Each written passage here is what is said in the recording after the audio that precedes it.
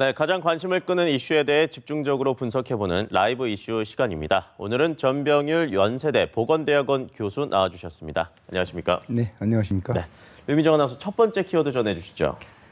네, 메르스 환자 1명의 전파력은 0.6명에서 0.8명. 하지만 우리나라에서는 이 공식이 깨졌습니다. 14번째 확진자는 80여 명, 15번째 확진자는 6명, 16번째 확진자는 20여 명을 감염시킨 겁니다. 전체 확진자 중 약 70%가 슈퍼 전파자로부터 파생된 건데요. 메르스 확산에 키를 쥐고 있다고 해도 과언이 아닌 이 슈퍼 전파자에 대해서 알아보도록 하겠습니다. 네, 교수님 일단 메르스 사태가 발생한 지 이제 내일이면 한 달이 되는데요. 또 이번 주 초가 3차 유행과 지역사회 감염에 대한 우려가 있었는데 현 상황 어떻게 보십니까? 네, 1차 진원지라고 할 수 있는 평택성모병원의 상황은 이제 완전히 종식이 된 걸로 보고 있고요. 네. 또 2차 진원지인 삼성서울병원 응급실의 경우에도 오늘 처음으로 삼성 서울병원에서 14번 환자와 접촉된 사람들 중에서 확진 환자가 한 명도 이제 확인이 되질 않았습니다. 네. 아마도 이러한 이 사인은 이 삼성 서울병원을 중심으로 한 그 2차 유행은 이제 종식 단계로 접어드는 것이 아닌가 하는 생각을 해보고 있고요. 네. 이제 다만 앞으로 그 3차 유행이 어떤 방법으로 누구로부터 발생될 것인가 이제 그런 부분들에 대한 이제 고민을 좀 하고 있는데요. 아마도 이제 그 문제가 될 수 있는 그런 분들은 137번, 즉 삼성 서울병원 응급실에서 이송요원으로 지금 활동하셨던 분이죠. 그리고 또 부산 좋은강암병원에 있는 분이라든지 또 대전 울지병원, 또 창원 SK병원, 그리고 또 양천구 목동의 메디힐병원 이런 병원들에서 지금 격리 진료를 받고 있는 그런 분들 중에서 혹시라도 3차 유행이 어떤 가능성이 있지 않은가 하는 것들을 이제 방역 당국에서 면밀히 지금 관찰하고 있는 걸로 알고 있습니다. 네, 그리고 저희가 좀 짚어볼게요. 저희가 슈퍼 전파자라고 부르잖아요. 중동에서는 환자 한 명이 0.6에서 0.8명을 감염시킨다고 하는데 우리나라에서는 한 명이 거의 100여 명을 감염시키는 사례도 발생을 했거든요. 이거는 왜 그렇다고 보십니까? 네, 중동의 자료를 보게 되면은 중동의 경우에도 대도시 지역 이 종합병원에서 최초의 응급실과 중환자실 그리고 이제 인공신장실에서 이제 이 메르스 환자가 이제 발생이 됐는데요. 그 경우에도 이제 최고로 이제 많은 이 감염을 일으켰던 환자가 16명 정도 일으킨 것으로 이제 보고가 되고 있습니다. 네. 우리나라의 삼성 서울병원에서 14번 환자가 80여 명 정도를 일으켰는데 이러한 원인은 일단 그 환자 자체가 폐렴이 상당히 심한 상태에서 이제 객담, 즉 가래라고 하죠. 그런 것들이 이제 아주 활발하게 이제 배출될 수 있는 그런 시점이었고요.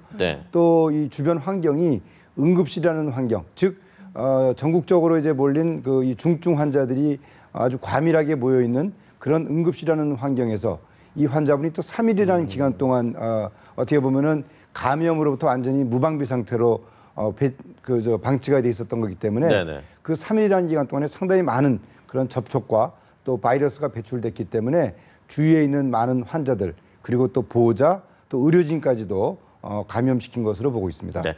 그럼 말씀대로라면 폐렴 때문에 아무래도 객담이 많이 나오기 때문에 슈퍼 전파자가 될 수 있었다는 말씀이신데 슈퍼 전파자인 특별 체질 같은 건 없는 거죠? 글쎄요. 지금까지 알려진 자료에 따르면은 특별히 어떠한 체질을 가진 사람들이 슈퍼 전파자다 그런 자료는 지금까지 분석은 되고 있지는 않습니다. 왜냐하면은 이 질병 자체가 불과 3년 정도밖에는 지금 유행이 되고 있지 않습니다. 그것도 이제 중동이라는 한정된 지역에서 그래서 중동의 모든 자료를 가지고 저희들이 참고로 삼을 수밖에 없는 건데요.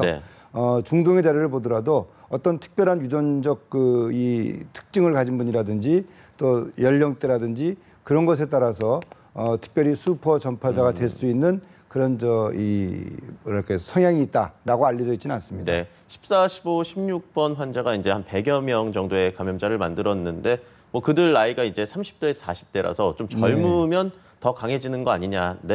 그런 거는 아직까지는 그럼 보고된 게 없는 거죠. 성별, 연령별과는 특별한 관계가 없고요.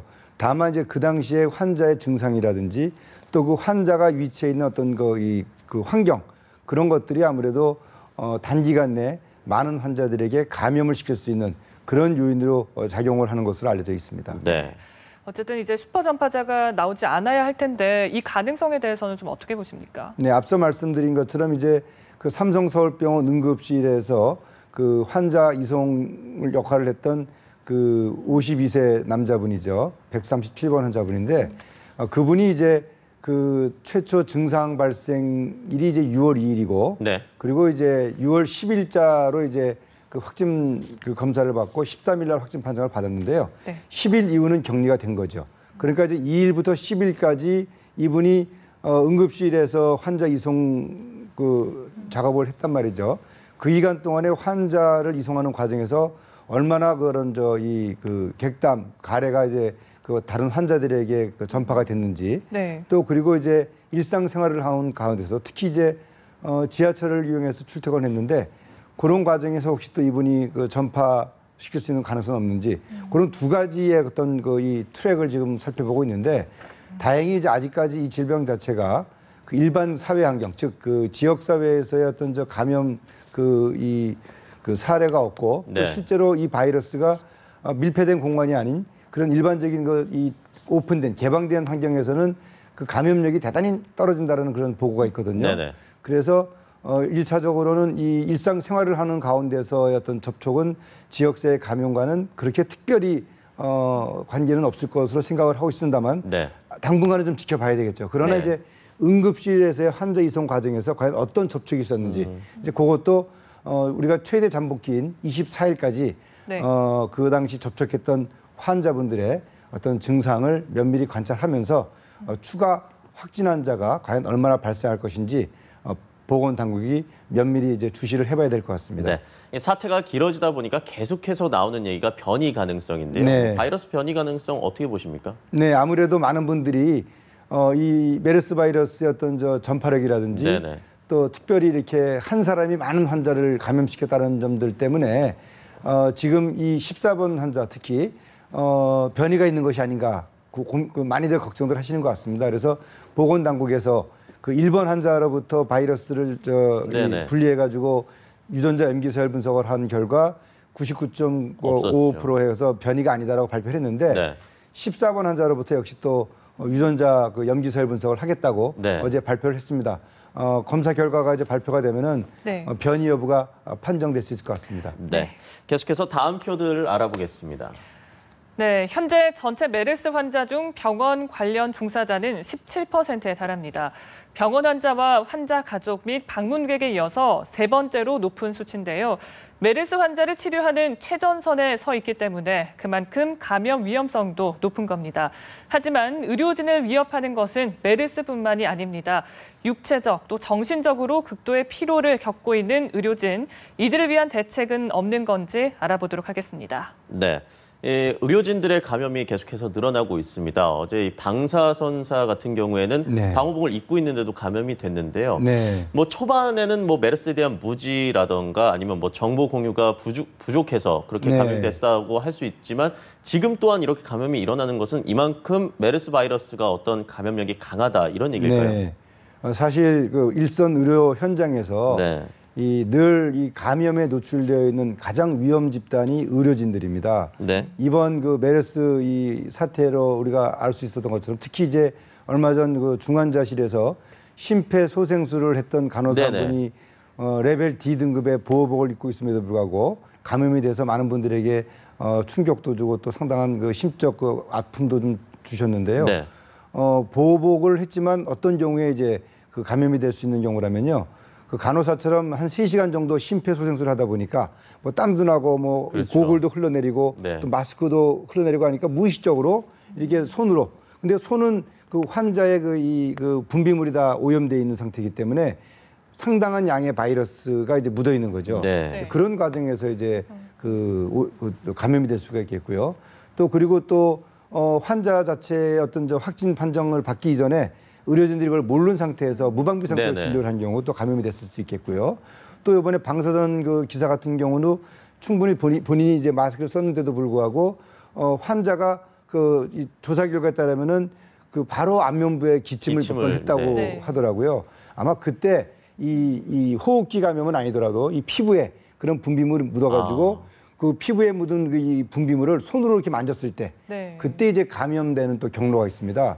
그래서 그런 경로로 감염되지 않았나 하는 이제 그런 생각을 해보는데 이만큼 의료진들은 항상 그 병원 내에서 감염의 그 위험성을 갖고 있다 그렇게 보시면 되겠습니다. 네, 또 한 가지 궁금한 게 보호장구 그 자체 질이 어느 정도인지 궁금한데요. 세계보건기구의 기준에 따르면 최하위인 D등급이라고 합니다. 이 정도면 어느 정도로 안전한 건지 좀 궁금한데요. 네, 지금 현재 그 국립의료원이죠. 격리병실에서는 일부 의료진들이 이제 C레벨의 그 이 보호복을 착용하고 있습니다. 네. 그 D레벨만 하더라도 일단 이 전신을 다 보호하는 보호복과 그리고 또 이 눈을 보호하는 또 이 고글 네. 그리고 또 호흡기를 차단하는 또 마스크를 착용하고요. 네네. 그리고 또 고무장갑을 껴서 이 피부 노출을 최대한 차단을 하고요. 그리고 이제 신발 덮개까지를 써서 전신을 완전히 그 바이러스의 어떤 감염으로부터 이제 보호를 하기 때문에 그 일상적인 그런 이 레벨에서의 그 격리병실에서의 환자 진료를 한 데서는 감염으로부터 완벽하게 차단이 돼 있다고 볼 수가 있습니다만 어떤 그 장시간의 그런 그 이 진료 행위를 하는 가운데서 무의식적으로 그런 이 손이 닿는다든지 그럴 경우에 이제 감염이 발생할 수가 있습니다. 그리고 이제 그 C등급 우리가 이제 C등급은 이제 그 다시 그 뭐라고 그러나요? 머리 전체를 이제 보호할 수 있는 그런 또 이 보호 장치를 이제 쓰게 되는 장비인데요. 네.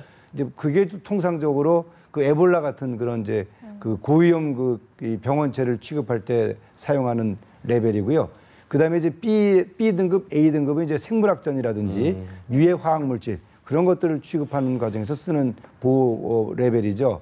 그래서 현재 그 메르스 환자를 진료하는 그런 단계에서 기본적으로 D레벨은 어느 정도 그 의료진들의 감염을 차단할 수 있는 효과가 있다고 보시면 되겠습니다. 그렇다면 D등급이 어느 정도 차단하는 효과가 있다고 하셨으니까 한 단계 올리는 그런 의견에 대해서는 좀 그렇게까지 할 필요가 없다라는 의견이신가요? 일단 아무래도 이제 그 한 단계도 올렸을 때 네. 그 의료진들의 어떤 원활한 그 진료 행위라든지 또 그런 물자의 원활한 공급이라든지 그런 것들을 좀 더 한번 보건당국이 면밀히 좀 관찰한 이후에 적어도 물자 공급에 충분한 문제가 없다 한다면 아마 보건당국이 그런 레벨까지도 고려를 할 수 있을 것으로 생각을 합니다. 네. 이 확진자가 증가하면서 메르스를 환자를 담당하는 의료진의 업무 피로도가 굉장히 높아지고 있는데요. 인력 확충을 하려고 해도 계속해서 의료진들도 감염이 돼서 이제 빠지고 하니까 더 네. 힘든 상황인데 어떻게 좀 대책을 세워야 될까요? 네, 사실 상당히 어려운 상황이죠. 네. 지금 의료진들은 그런 보호 장치를 다 하고 특별히 또 그 공기가 또 공급되는 그런 또 장비는 무게가 또 많이 나가요. 네네. 그래서 그런 것들을 쓰고 또 더위와 또 싸워야 되거든요. 네. 그래서 이 격리병실 자체가 상당히 어떻게 보면 그 고도의 어떤 난이도가 있는 그런 진료 환경이라서 피로가 아주 극도로 좀 달하고 있습니다. 네. 그래서 지금 보건당국은 관련 단체와 협의를 해서 특히 이제 간호 인력을 대한간호사협회하고 협조 관계를 맺어서 좀 계속해서 좀 이 의료기관에 지원을 해주는 그런 노력을 하고 있고요. 네. 또 이제 의료 인력에 대해서는 아직까지는 이 해당 의료기관의 인력만 가지고 지금 특히 의사 선생님의 경우에 그런 공급을 의료 인력을 지원하고 있는데 모르겠습니다. 앞으로 상황이 계속 좀 장기화될 경우에는 국방부의 군의관 인력이라든지 네. 또는 아니면 민간 단체와 협의를 통해서 의료 인력을 또 이렇게 좀 확보하는 네. 그런 방안을 좀 더 보건당국이 검토를 하면 좋지 않을까 하는 생각을 해봅니다. 네. 네. 계속해서 라이브 이슈 마지막 키워드 알아보겠습니다. 네, 메르스는 백신이나 치료제가 아직 개발되지 않았습니다. 변이가 빠른 바이러스의 특성상 아직 알려진 지 수년밖에 되지 않았기 때문에 최적화된 예방약이 없는 건데요. 하지만 그렇다고 메르스가 불치병은 아닙니다. 실제로 메르스 양성 판정을 받았지만 완치된 사람도 많은데요. 메르스 치료 방법에 대해서 얘기 나눠보도록 하겠습니다. 네. 메르스가 발병한 후 2주간 치료를 받으면 좀 생존율이 높아진다 뭐 네. 이런 얘기인 것 같은데요. 어떻게 보십니까? 일단 조기에 적극적으로 치료를 하면서 네. 환자분의 어떤 면역력을 높여주게 되면은 네. 이 바이러스와의 싸움에서 극복할 수 있는 힘이 생기게 되죠.